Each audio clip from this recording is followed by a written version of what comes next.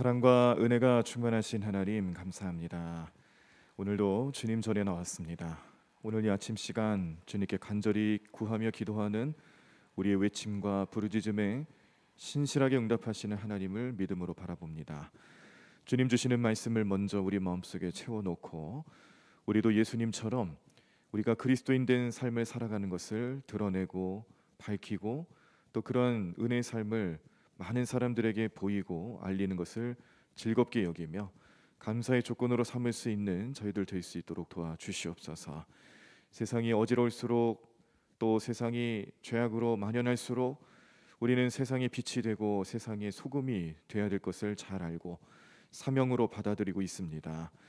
대광교회 큰 빛을 발하는 교회입니다. 우리 대광교회를 통하여서 우리 모든 성도들과 함께 신앙생활하는 우리 모든 가정과 자녀들의 삶에 이르기까지 정말 주님 앞에 온전한 신앙을 모범으로 보여드릴 수 있도록 도와주시옵시고 성령님께서 도와주심을 믿음으로 바라보며 오늘 하루도 승리케 하여 주시옵소서. 병마로 고통받는 우리 성도들을 위로해 주시고 치유해 주시고 회복시켜 주실 줄로 믿습니다. 우리 자녀들의 앞길을 형통케 하시고 만남의 축복을 주시고 자녀들에게도 비전을 주실 줄로 믿습니다. 교회를 섬기시는 모든 기관장님들, 부서장님들, 각 처소에서 삶의 자리에서 하나님 맡겨주신 사명을 감당하기 위하여 기도하며 최선을 다하실 때마다 그 삶의 놀라운 능력이 우리 성령님 안에서 잘 나타날 수 있도록 축복해 주시옵시고 헌신하는 그 손길들의 모든 삶의 영역마다 주님 은혜와 축복의 손길로 채워 주시옵소서. 이 모든 말씀 예수님의 이름으로 기도드립니다. 아멘. 오늘 우리들이 함께 보실 하나님 말씀은 누가복음 5장입니다. 누가복음 5장 말씀 신약성경 95쪽에 나와 있습니다. 말씀 다 찾으시면 교독하시면서 말씀을 함께 읽도록 하겠습니다. 누가복음 5장 말씀 신약성경 95쪽에 나와 있습니다. 네, 말씀 다 찾으신 줄 알고 제가 먼저 1절 읽겠습니다. 무리가 몰려와서 하나님의 말씀을 들을새 예수는 게네사렛 호숫가에 서서 호숫가에 배 두 척이 있는 것을 보시니 어부들은 배에서 나와서 그물을 씻는지라. 예수께서 한 배에 오르시니 그 배는 시몬의 배라. 육지에서 조금 떼기를 청하시고 앉으사 배에서 무리를 가르치시더니 말씀을 마치시고 시몬에게 이르시되 깊은 데로 가서 그물을 내려 고기를 잡으라. 시몬이 대답하여 이르되 선생님 우리들이 밤이 새도록 수고하였으되 잡은 것이 없지만은 말씀에 의지하여 내가 그물을 내리리이다 하고 그렇게 하니 고기를 잡은 것이 심이 많아 그물이 찢어지는지라. 이에 다른 배에 있는 동무들에게 손짓하여 와서 도와달라 하니 그들이 와서 두 배의 채움에 잠기게 되었더라. 시몬 베드로가 이를 보고 예수의 무릎 아래에 엎드려 이르되 주여 나를 떠나소서 나는 죄인이로소이다 하니 이는 자기 및 자기와 함께 있는 모든 사람이 고기 잡힌 것으로 말미암아 놀라고 세베대의 아들로서 시몬의 동업자인 야고보와 요한도 놀랐습니다. 예수께서 시몬에게 이르시되 무서워하지 말라. 이제 후로는 내가 사람을 취하리라 하시니 그들이 배들을 육지에 대고 모든 것을 버려두고 예수를 따르니라.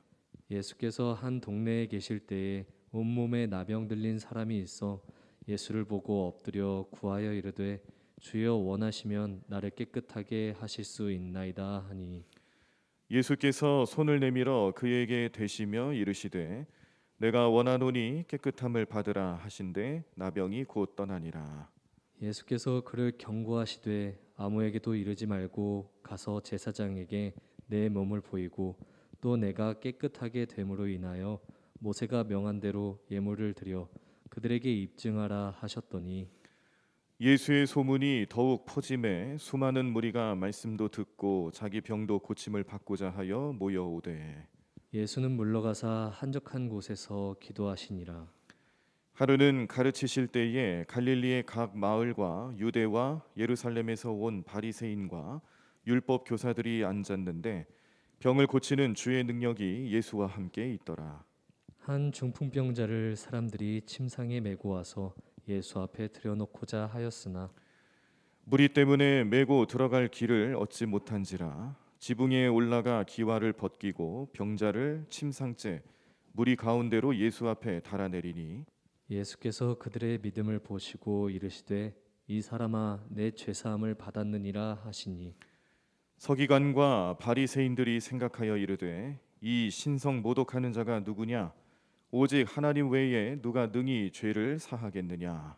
예수께서 그 생각을 아시고 대답하여 이르시되 너희 마음에 무슨 생각을 하느냐 내 죄 사함을 받았느니라 하는 말과 일어나 걸어가라 하는 말이 어느 것이 쉽겠느냐. 그러나 인자가 땅에서 죄를 사하는 권세가 있는 줄을 너희로 알게 하리라 하시고 중풍병자에게 말씀하시되 내가 내게 이르노니 일어나 내 침상을 가지고 집으로 가라 하시매 그 사람이 그들 앞에서 곧 일어나 그 누웠던 것을 가지고 하나님께 영광을 돌리며 자기 집으로 돌아가니 모든 사람이 놀라 하나님께 영광을 돌리며 심히 두려워하여 이르되 오늘 우리가 놀라운 일을 보았다 하니라. 그 후에 예수께서 나가사 레위라 하는 세리가 세관에 앉아 있는 것을 보시고 나를 따르라 하시니 그가 모든 것을 버리고 일어나 따르니라. 레위가 예수를 위하여 자기 집에서 큰 잔치를 하니 세리와 다른 사람이 많이 함께 앉아 있는지라. 바리새인과 그들의 서기관들이 그 제자들을 비방하여 이르되 너희가 어찌하여 세리와 죄인과 함께 먹고 마시느냐. 예수께서 대답하여 이르시되 건강한 자에게는 의사가 쓸데없고 병든 자에게라야 쓸데있나니 내가 의인을 부르러 온 것이 아니요 죄인을 불러 회개시키러 왔노라. 그들이 예수께 말하되 요한의 제자는 자주 금식하며 기도하고 바리새인의 제자들도 또한 그리하되 당신의 제자들은 먹고 마시나이다. 예수께서 그들에게 이르시되 혼인집 손님들이 신랑과 함께 있을 때에 너희가 그 손님으로 금식하게 할 수 있느냐. 그러나 그 날에 이르러 그들이 신랑을 빼앗기리니 그날에는 금식할 것이니라. 또 비유하여 이르시되 새 옷에서 한 조각을 찢어 낡은 옷에 붙이는 자가 없나니 만일 그렇게 하면 새 옷을 찢을 뿐이요 또 새 옷에서 찢은 조각이 낡은 것에 어울리지 아니하리라. 새 포도주를 낡은 가죽 부대에 넣는 자가 없나니 만일 그렇게 하면 새 포도주가 부대를 떠뜨려 포도주가 쏟아지고 부대도 못 쓰게 되리라. 새 포도주는 새 부대에 넣어야 할 것이니라. 묵은 포도주를 마시고 새 것을 원하는 자가 없나니 이는 묵은 것이 좋다 함이니라. 아멘. 오늘 우리들이 누가복음 5장 말씀 보셨습니다. 여기는 이제 예수님께서 게네사렛 호숫가에서 복음을 전파하시고 가르치시고 난 뒤에 베드로 그리고 야고보, 요한을 제자로 삼고 사람 낚는 어부가 되게 할 것을 말씀해 주시는 그런 내용이 담겨 있고요. 그리고 온몸에 문둥병이 들린 사람을 치유하시고 지붕을 뚫고 중풍병자 친구를 내려서 그 친구의 치유함을 위해서 간절함을 보여준 그 사람들의 믿음을 보시고 죄를 사해 주시고 병도 고쳐 주시는 사건이 나타났습니다. 또한 예수님께서 길을 가시다가 세관에 앉아 있는 세리 마태를 보시고 그를 제자로 삼으시고 그와 함께 식사를 하시면서 예수님께서는 죄인을 부르러 오신 분이시지 의인을 위해서 오신 분이 아니다라는 것을 세상 사람들에게 말씀하시면서 예수님 어떤 분인지 이제 본격적으로 보여주시는 모습을 말씀을 통해 우리가 함께 보셨습니다. 자, 사람을 낚는 어부가 되라고 말씀하시면서 제자들을 부르신 예수님의 그 음성 속에서 우리는 예수님이 이제 예수님이 메시아로서 이 땅에 그리스도가 되시기 위해 오셨다라는 것을 밝히시고 또 이를 준비하시며 제자들을 부르고 계신다는 것을 말씀을 통해 보았습니다. 자, 이 과정에서 베드로의 믿음을 우리가 좀 살펴보실 수가 있었는데 너무나도 유명한 말씀이고 잘 아시는 말씀이고 또 이 말씀을 읽으시면서 우리도 그런 믿음을 소유하기를 원한다라는 간절한 소망이 생깁니다. 물고기를 잡는 어부들로서 평생 잔뼈가 굵은 사람들이 예수님을 처음 만나서 예수님이 깊은 곳에 가서 그물을 던져라 이렇게 얘기했을 때 그들 마음속에 저 사람이 도대체 무슨 얘기를 하는 건가? 아니 내가 평생을 여기서 어부질을 하면서 그렇게 살아갔던 사람인데 나보다 전문가라고 하면 누가 있을까? 이 전문가 앞에서 이렇게 이래라 저래라 해도 되는 건가? 이런 마음을 아마 가질 수도 있었을 것입니다. 근데 참 예수님은 신비한 분이세요. 다른 사람들이 그랬다라면은 다른 사람들과 싸움이 났을지도 모르겠습니다. 근데 예수님이 그렇게 말씀을 주시니까 베드로의 마음속에 그런 고백이 나타나는 거죠. 우리가 밤새 수고하여 얻은 소득은 없지만 그러나 주의 말씀, 당신의 말에 의지하여 믿음을 가지고 깊은 곳에 가겠습니다. 이것이 오늘 우리의 믿음의 표본이 되어야 될 줄로 믿습니다. 우리가 당장 나타나는 증거, 우리의 경험과 위배되고 우리의 생각하고는 전혀 다른 그런 방향으로 흘러가고 있다 할지라도 그것이 하나님 말씀이고 주님의 명령이고 예수님이 보여주시는 그런 뜻이고 그런 예수님의 음성이다라면 우리는 그 안에서 순종할 수 있는 믿음을 나타내 보여야지 나 자신을 의지하고 내 삶을 따르는 삶에 먼저 관심 갖다가는 우리를 통해서 나타나신 하나님 은혜와 축복의 주인공이 될 수 없다라는 거예요. 오늘 베드로는 그 말씀에 순종해서 깊은 곳에 가서 그물을 던졌을 때에 두 배가 잠길 정도로 많은 물고기를 잡았다라는 결과를 얻었습니다. 순종은 예수님의 능력을 나타내 보이는 통로이기도 합니다. 순종을 통해서 예수님이 어떤 분인지를 깨닫게 됩니다. 순종이 모든 성도들의 삶에 축복의 통로가 될 수 있다는 것을 생각하시고 이 베드로의 믿음을 또 우리가 잘 본받으시면서 즉각적으로 순종할 수 있는 우리의 믿음과 삶이 될 수 있도록 기도하며 이것이 그리스도인의 성품으로 나타날 수 있도록 우리 마음을 하나님께 맡기고 성령님께 맡기실 수 있는 모든 성도들의 삶이 되기를 간절히 축원합니다. 베드로가 나중에 예수님 십자가 고난 앞에서도 예수님이 어떤 분인지를 고백할 때 그것을 기초로 하여서 베드로를 축복하셨던 일을 우리는 또 기억을 합니다. 그런데 이렇게 베드로가 예수님을 처음 만나는 그 시점에서도 예수님은 베드로의 그 믿음을 참 기뻐하셨다라는 거죠. 수제자로 삼을만 하셨고 또 베드로가 때로는 실수하고 역시 베드로도 인간이기 때문에 사람의 생각으로 사람의 경험으로 그의 일을 나타내 보이려 했던 적이 많이 있지만 그럼에도 불구하고 예수님 제자 삼으신 베드로를 끝까지 포기하지 않고 그로 하여금 복음 전하며 또 사도로서의 사명을 감당케 하시며 이 일을 통해서 이 땅에 이 세상에 많은 교회들이 또 탄생할 수 있도록 베드로의 사역을 축복하셨던 예수님의 모습을 기억하시면서 오늘 우리 모든 성도님들의 삶에도 그런 은혜가 충만하게 나타나기를 간절히 축원합니다. 자, 예수님 이렇게 베드로를 또 야고보, 요한을 제자로 삼으시면서 예수님의 사역에 함께 동역하는 사람들을 이제 하나하나씩 부르기도 하시며 특별히 죄를 사하시고 또 그러한 능력이 있는 하나님이시다라는 것을 이제 밝히시고 계십니다. 중풍병자를 고치시는 사건을 통해서 그 예수님의 정체성 그리고 예수님이 어떤 분인지 이런 것들을 이제 하나하나씩 알려주셨는데요. 오늘 이 중풍병자를 고치시는 과정에서도 믿음을 보셨죠. 중풍병자인 친구를 예수님께 보여드리고 또 치유를 받기를 원했지만 워낙 사람들이 많이 몰리다 보니까 들어갈 수가 없는 거예요. 그 안에 그 예수님 머무시는 곳에 사람이 가득 차 있으니까 갈 수가 없어요. 그러다 보니 이 갈급한 마음이 엉뚱한 생각으로 나타난 겁니다. 지붕을 뜯었어요. 지붕 위에서 침상을 끈에 매달아서 내렸습니다. 그리고 예수님께서 그 모습을 보셨죠. 그리고 이 엉뚱한 행동같이 보일지 모르지만 그러나 예수님을 믿고 예수님이 아니면 우리 이 사랑하는 친구가 고침받을 수 없다라는 믿음을 예수님께서 보시고 그 자리에서 그의 병을 고쳐주시는데 죄 사함에 대해서 선포를 하시는 겁니다. 자, 그랬더니 난리가 납니다. 서기관들과 바리새인들이 신성모독이라는 거예요. 죄 사함의 권세가 있으신 분은 하나님 한 분밖에 없는데 어찌 사람인 내가 이 자리에서 죄사함을 선포하느냐.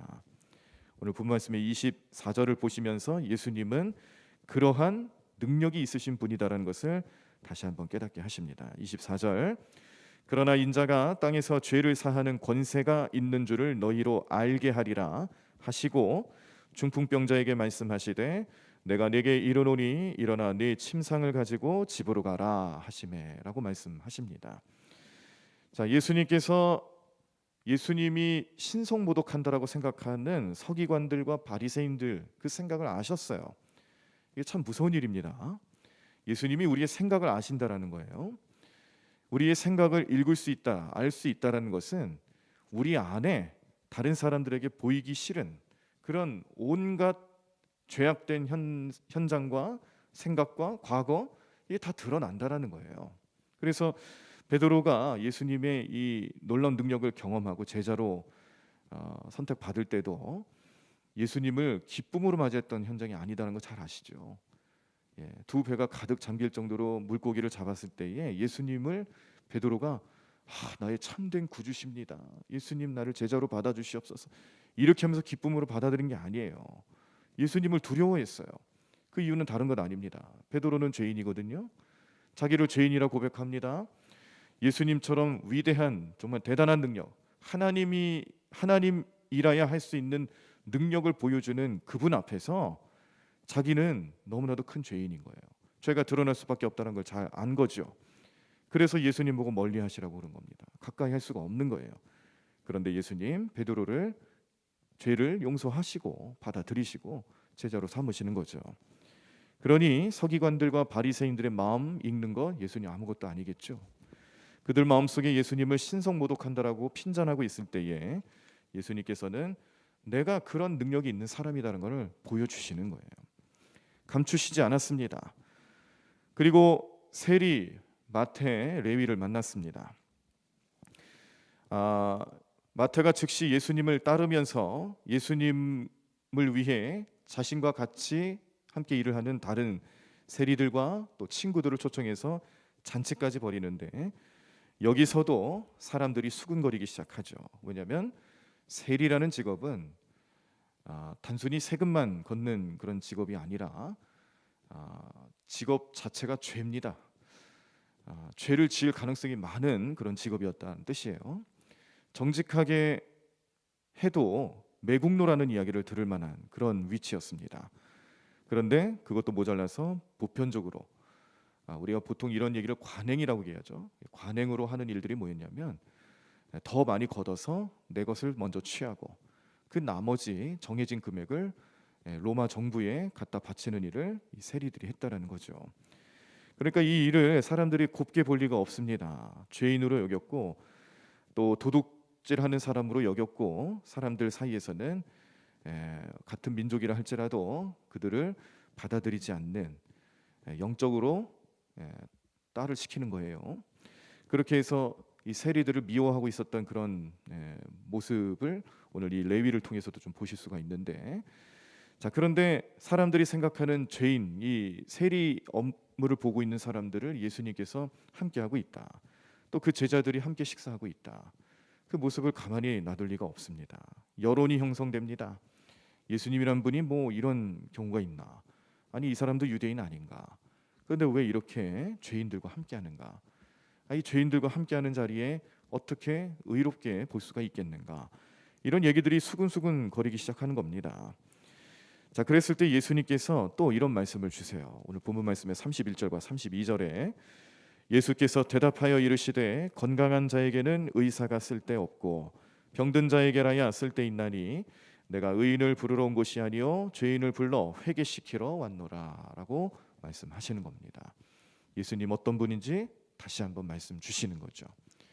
중풍병자를 고쳐주시는 현장에서도 죄인을 용서하시는, 죄를 용서하시는 예수님. 오늘 이 마태를 향한 사람들의 수군거림 속에서 그들과 함께하는 식사 자리에서 사람들이 수군거릴 때에도 사람들의 생각을 아시고 내가 이 땅에 온 이유는 의인을 부르러 온 것이 아니라 죄인을 불러서 회개시키러 온 것이다라고 분명하게 예수님의 사역을 알려주고 계셨습니다. 자, 이 말씀들을 보면서 우리는 이제 예수님이 이 누가복음을 통해서 나타나는 예수님의 사역이 이제 점점 예수님 세상 사람들에게 예수님이 누구인지 알리시기 시작하는구나, 드러내기 시작을 하시는 거예요. 예수님께서 누가복음 말씀에 의하면은 우리가 지난 어린이 주일에 보셨던 주일 말씀의 본문처럼 예수님의 인성에 대해서, 예수님이 어린 시절에 대해서 알려주는 거의 유일한 말씀 내용이 누가복음 2장에 나옵니다. 거기서 보시면은 이제 예수님 완벽한 인간으로서 우리의 인생을 똑같이 경험하시고 그런 인간의 모습으로서 오셨다라는 것을 밝히는 내용이면서도, 그런데도 불구하고 예수님은 평범한 그런 아이가 아니었다라는 것을 또 알려주는 내용들이 이 영과 혼과 유 완벽하게 성장하시는 전인 교육의 아주 모범이 되는 그런 모습으로 예수님이 등장하셨어요. 그 내용을 알려주셨어요. 자, 그러니까 예수님은 공생의 기간이라는 30살이 되어서 공생애를 시작할 때까지는 복음서에도 또 그 어느 말씀에도 예수님의 어린 시절이 거의 드러나지 않는다는 것은 곧 또 어떤 말씀을 우리에게 시사하냐면 예수님 공생애 시작하시기 전까지는 나타내시지 않았다는 겁니다. 예수님이 어떤 분인지를 잘 표현하시지 않으셨다라는 거예요. 예수님의 정체성 그리고 왜 이 땅에 오셨는지는 아시고 계셨지만 기다리고 계셨다는 거죠. 때가 되기를 기다리신 거예요. 그때는 카이로스입니다. 그냥 흘러가는 시간이 아니에요. 이제 사람을 만나시고 그리스도임을 선포하시고 메시아의 사명을 감당하시기 위해서 기다리신 거예요. 그때를 기다리시고 나타내 보이시는 때가 이제 이뤄지게 된 것인데, 오늘 이 누가복음에서는 그 때를 이제 더 확실하게 보여주고 계시는 겁니다. 예수님은 죄를 사하실 수 있는 분이다라고 말씀하고 계시는 거예요. 자신에게는 인간의 죄를 사하는 권세가 있는, 하나님만이 가지실 수 있는 권세가 있는 분이다라는 것을 알려주시면서 성부 하나님과 성자 예수님이 동일하신 분이다라는 것을 선포하고 계시는 것이고, 또 인간의 죄를 사하는 권세를 행하시는 분이, 그런 능력이 있으신 분이 어찌 보면은 그냥 말로만 하셔도 되고 그냥 뭐 그래 내가 내 죄를 용서하겠다, 모든 인류의 죄를 용서하겠다 선포하셔도 돼요. 그런데 하나님께서 가지고 계시는 섭리 가운데 이 죄 용서에 있어서는 반드시 대가가 필요합니다. 이게 구약 전통의 예배에서도 나타났던 것처럼 짐승을 바친다든지 또 그에 합당한 대가를 이 죄 용서를 위해서 바쳐야 되는, 제단에 올려야 되는 그런 규칙이 있어요. 영적인 원리가 있어요. 피 흘림이 있어야 되고 피는 생명을 상징하는 것이기 때문에 결국 죄라는 것은 죽음이다. 죄 용서는 생명을 얻기 위해서 이 피가 필요하다. 죽음, 누군가를 위해서 대속제물이 필요하다라는 것을 구약 전통에서 분명히 알려주셨고 그게 하나님의 뜻입니다. 그래서 하나님께서 인류의 모든 죄를 용서하시기 위해서는 역시 대가가 필요하다는 것을 분명하게 보여주신 거예요. 분명하게 보여주셨어요. 그렇게 보여주시기 위해서 오신 분이 예수님이다라는 것을 오늘 또 말씀하고 계시는 거죠. 다만 우리의 어리석음과 우리의 무지로 인하여서 예수님 오신 목적을 모르는 거예요. 깨닫지 못합니다. 스스로 알 수도 없고 예수님이 이렇게 계시하셔야, 말씀을 해 주셔야 아는 거예요. 그런데 문제는 말씀해 주셔도 다 모르더라. 이게 우리의 큰 문제이다는 것입니다. 우리가 아무리 눈을 크게 뜨고 귀를 열고 말씀을 받아들이려 해도 예수님이 그렇게 말씀을 주셔도 믿어지는 믿음이 생기질 않는 거예요. 이 믿음을 가지고 살아가는 사람들이 극소수라는 겁니다. 성령님 도와주시고 성령님이 이끌어 주시지 않으면 그 믿음조차 갖는 것도 힘든 우리의 연약한 인생을 바라보시면서 오늘도 우리에게 믿음을 가지라고, 예수님을 믿으라고 명령하시며 말씀하시며 함께하시는 그 성령님의 간곡하신 음성에 우리는 믿음으로 반응하셔야 합니다. 예수님 이 땅에 죄인을 구원하시기 위해서 오셨다는 것을 또 밝히셨습니다. 죄를 용서하시는 것뿐만 아니라 그 죄를 지은 사람들을 위해서 오셨다는 것을 말씀해 주시면서 모든 죄인들을 구원하실 것이고 믿는 자는 구원받을 것이고 죄로 인하여서 절망하고 힘겨워하는 인생들 희망의 빛을 본 겁니다. 내가 죄인임을 깨닫는 것이 구원의 시작이고, 오늘 본문 말씀의 내용처럼 베드로가 예수님을 만나는 현장에서 나를 떠나달라고, 나는 죄인이라고 고백하는 그 현장이 예수님이 우리를 제자로 받아들이고 우리를 구원하시고 우리를 예수님의 삶에 그 은혜의 삶으로 이끌어 주시는 첫 출발점이 된다는 것을 분명히 보여주셨습니다. 그러므로 오늘 이 시대를 살아가는 우리 모든 성도님들의 마음속에서는 오늘 이 누가복음 5장 말씀을 통해서 분명히 알고 깨닫고 함께 생각하셔야 될 부분이 있는데 다른 것 아닙니다. 예수님께서 이제 세상에 그리스도 되심을 밝히시고 또 예수님이 유일하신 메시아 되심을 말씀하시면서 우리의 가장 큰 문제인 이 죄의 문제를 해결해 주시기 위해서 오셨다라는, 그리스도로 오셨다는 것을 이제 밝히시고 사람들에게 말씀하시고 드러내기 시작하시는 그 모습을 보며 우리도 그리스도인 된 삶을 살아가는 일에 있어서 우리의 생각과 우리의 경험을 의지해서 숨기거나 또 드러내는 것을 부끄럽게 여기거나 그리스도인 된 삶을 살아가는 것에 있어서 사람의 생각으로 사람의 계획으로 그걸 덮어버리는 일들이 나타나지 않도록 기도하시기를 바랍니다. 우리가 드러내야 될 때가 있어요. 분명히 그럴 때를 우리에게 허락하십니다. 전도하고 또 복음으로 살아가는 우리 삶의 모범을 통해서 누군가에게 하나님 어떤 분인지, 예수님은 이 땅에 왜 오셨는지를 알려드릴 수 있는 기회를 주신다는 겁니다. 그 기회를 그냥 보내버리지 마시라는 거예요. 그런 기회를 맞이할수록 자랑스럽게 나는 그리스도인 된 삶을 살아간다라고 증거하시고 전하실 수 있는 모든 성도들의 삶이 되기를 간절히 축원합니다. 요즘은 또 특별히 이 코로나 시대로 인하여서 온라인 예배를 드리시고 교회들마다 홈페이지를 개설하면서 이제 교회를 이제 온라인 상에서도 알리고 이걸 전도의 도구로 삼고 그런 모습들을 이제 많이 보이시죠. 제가 얼마 전에 좀 깜짝 놀랄 만한 일을 경험했던 것은 저희 아파트에 이제 주차장에서 주차를 하고 이제 집으로 사택으로 들어가기 위해서 엘리베이터를 탔습니다. 그랬더니 그날 따라 엘리베이터에 사람들이 많이 탔어요. 그때 제가 처음 보는 어떤 여자분이 저보고 아는 척을 하는 거예요. 아니 대광교회 목사님 아니세요? 그러시면서 아는 척을 하시는 거예요. 저는 아무리 생각해도 우리 성도님은 아닌 것 같고, 아니 나를 어떻게 아시지? 제가 순간 이렇게 회로가 멈췄다는 표현을 쓰는 건 뭔지 아시겠죠? 멍해지는 거 있죠? 순간 멍해지면서 내가 이 아파트에서 그냥 대광교회 담임 목사로서 사는 게 아니라 사실 어떻게 보면 저도 이제 사생활이 있다 보니까 아파트 안에서 제가 제 습관대로 살아간 적이 참 많은데 야 이렇게 다 드러나는구나. 가만히 생각을 해보니까 아마 아파트에 이제 이사 오신 어떤 분이 이제 주변에 교회를 알아보시면서 교회 홈페이지를 들어오신 것 같아요. 그러니까 거기 이제 교회가 우리 교회 어떤 교회인지 소개하고 인사하는 홈페이지 화면에도 제 얼굴이 이만하게 나와 있고 그리고 요즘 또 설교를 계속 올리고 있으니까 유튜브 설교들을 계속 올려놓고 있으니까 보신다라는 거죠. 그렇게 하시고 저를 실제로 이 엘리베이터에서 만나신 거예요. 그리고서는 그분도 저분 대광교회 목사님인 것 같은데 속으로만 생각하시면 괜찮은데 아마도 성령님이 역사를 하셨는지 몰라도 그 많은 사람들 앞에서 대광교회 목사님 아니시냐고 이렇게 얘기를 해가지고 제가 이제 다 알려졌습니다. 큰일 났습니다. 기도해 주십시오. 성도님들. 저 한 사람으로 인해서 대광교회가 어떤 교회인지를 이제 알리게 된 거예요.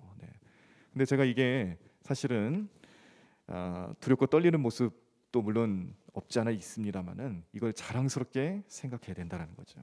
이제 나 한 사람을 통해서 대광교회가 알려지겠구나. 우리 성도님들의 삶에서도 그런 은혜가 나타나기를 간절히 축원합니다. 감추지 마십시오. 예수님은 자신을 드러내셨어요.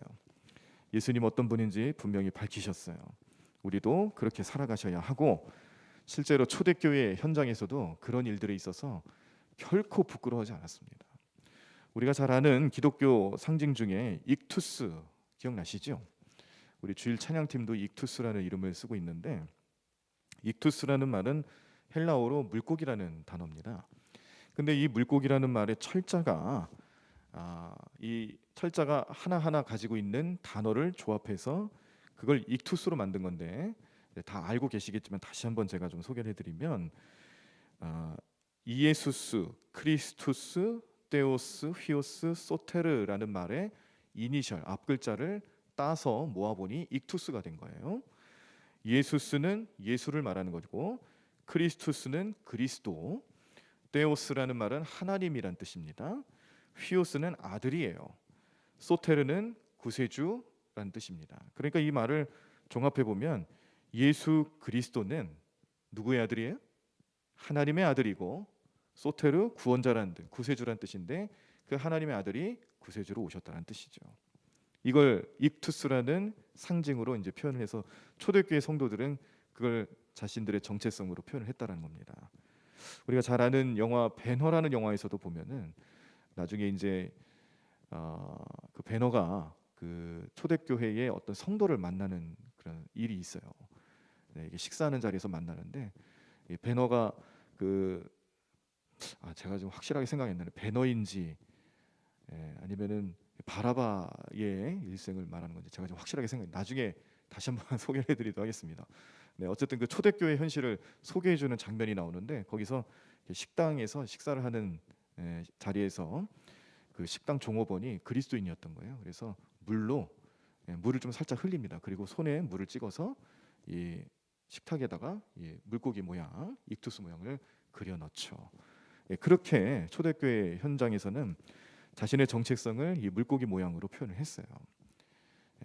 우리 오늘 이 시대를 살아가는 여러분들의 삶에 우리도 예수님을 하나님의 아들로 고백하고 구세주로 고백하는 삶이 되실 때에 우리를 통해서 예수님을 드러내시고자 원하시고 명령하시고 우리에게 사명 주시는 성령님의 역사가 있으실 겁니다. 그때 결코 부끄러워하지 마시고 주저하지 마시고 전하실 수 있는 여러분들의 삶이 되기를 간절히 축원합니다.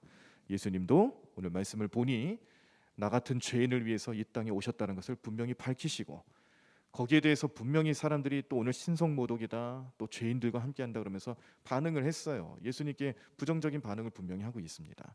그러나 예수님 두려워하지 않고 분명히 밝히셨다는 것을 기억하시고 우리도 그리스도인 된 삶을 잘 살아갈 수 있도록 성령님 도와주시고 그 삶을 또 사람들에게 만방에 선포하고 밝히고 자랑스럽게 여기며 살아갈 수 있는 저희들 되게 도와달라고 오늘도 뜨겁게 부르짖으며 기도하시기를 바랍니다. 찬양하겠습니다. 예수님 우리의 소망이시고 우리의 구원자 되심을 믿음으로 고백하며 찬양하시고 오늘도 기도하며 나아가도록 하겠습니다. 예수 열방의 소망, 예수 우리의 위로자, 주는 온 땅의 영원한 소망, 예수 어둠 속의 빛, 변함없는 진리, 온 땅의 빛이 되시네. 그 예수님 우리 믿음으로 고백하며 찬양하고 뜨겁게 통성으로 기도하겠습니다. 함께 찬양하겠습니다. 예수 열방의 소망, 예수 우리의 위로자, 주는 온 땅의 영원한 소망, 예수 어둠 속의 빛, 예수 어둠 속의 빛, 예수 변함없는 진리, 주는 온 땅의 빛이 되시네. 우리 위해 죽으시고 다시 사신 생명, 우리 위해 죽으시고 우리 위해 죽으시고 다시 사신 생명, 우리 위해 죽으시고 우리 위해 죽으시고 다시 사신 생명의 주, 주님만이 소망이요 변함없는 방석이라, 주님만이 온 세상을 비추시네. 또 죽음에서 부활하신 우리 구주 평강의 왕, 주를 믿는 모든 자의 소망 되신 주를 믿네. 우리 다시 한번 찬양합니다. 예수 열방의 소망, 예수 열방의 소망, 예수 우리의 위로자, 주는 온 땅의 영원한 소망, 예수 어둠 속의 빛, 예수 어둠 속의 빛, 예수 변함없는 진리, 주는 온 땅의 빛이 되시네. 우리 위해 죽으시고 우리 위해 죽으시고 다시 사신 생명 우리 위해 죽으시고 우리 위해 죽으시고 다시 사신 생명 우리 위해 죽으시고 우리 위해 죽으시고 다시 사신 생명의 주 주님만이 소망이요 변함없는 반석이라 주님만이 온 세상을 비추시네 또 죽음에서 부활하신 우리 구주 평강의 왕 주를 믿는 모든 자의 소망 되신 주를 믿네. 우리 다 자리에서 일어나시겠습니다. 오늘 말씀의 내용처럼 예수님 세상에 드러내셨을 때 우리의 삶도 이 세상에 드러나는 삶 되게 도와주시고 우리 예수님의 제자로 예수님 믿는 사람으로 살아가는 거 부끄러워하지 아니하고 함께 구원받는 일에 쓰임받는 인생들 될 수 있도록 도와달라고 우리 성령님께 의지하며 우리 동성으로 함께 뜨겁게 부르짖으며 기도하도록 하겠습니다. 하나님 감사합니다. 주님 은혜로 이 땅에 오셔서 주님 우리를 인도하여 주시고 우리를 모든 죄로부터 구원해 주신 하나님의 은혜 예수님의 은혜를 생각하며 하나님 오늘도 주님 앞에 나와 기도합니다. 예수님 주님 이 땅에 죄인을 부르러 오셨고 죄를 용서하실 수 있는 권세가 있으신 분이고 그 죄를 위하여서 십자가에 달려 돌아가시고 부활하셔서 영원한 삶의 소망이 되어주셨다는 것을 우리는 잘 압니다. 하나님 우리가 이것을 지식으로만 여기는 것이 아니라 믿음으로 알고 믿음으로 받아들여서 하나님 믿음으로 살아가는 우리 성도들의 삶이 될 수 있도록 인도하시고 도와주시옵소서. 그리하여 주님을 온전히 전하고 주님만을 의지하고 주님의 능력으로 살아가는 우리 삶이 될 수 있도록 주님 인도하시고 도와주실 줄로 믿습니다. 하나님 도와주시옵소서. 주님 인도하여 주시옵소서. 주님 믿음으로 가며 나가는 삶 될 수 있도록 인도하시고 도와주실 줄로 믿습니다. 하나님 역사해 주시옵소서. 주님 하나님 도와주시옵소서. 하나님 오늘도 능력의 손길로 임하여 주시옵시고 하나님 믿음으로 승리하며 살아가는 삶 될 수 있도록 오늘도 우리 모든 삶을 인도하시고 도와주실 줄로 믿습니다. 하나님 오늘 이 시간 기도하며 주님 앞에 매달려 간구하는 우리 모든 심령들마다 주님의 손길로 붙잡아 주시옵시고 하나님 능력의 손길로 함께 하시는 주님만을 의지하여 날마다 승리를 경험하는 귀한 삶 될 수 있도록 주님 역사하여 주시옵소서. 주님 인도하여 주시옵소서. 주님 오늘 우리 모든 죄를 용서해 주시옵소서. 우리 모든 연약함을 용서해 주시옵소서. 주님 우리의 모든 죄악과 우리의 모든 연약함을 용서하실 수 있는 하나님의 아들이시오니 우리는 그 능력을 의지하여 믿음으로 나아가며 죄 용서함 받고 하나님 앞에 온전히 감사 찬송 영광 올려드리며 주님 앞에 나아가는 귀한 인생들 될 수 있도록 인도하시고 도와주실 줄로 믿습니다. 주님 오늘도 주님 우리 모든 삶의 능력 되시는 주님만을 바라보게 도와주시옵시고 하나님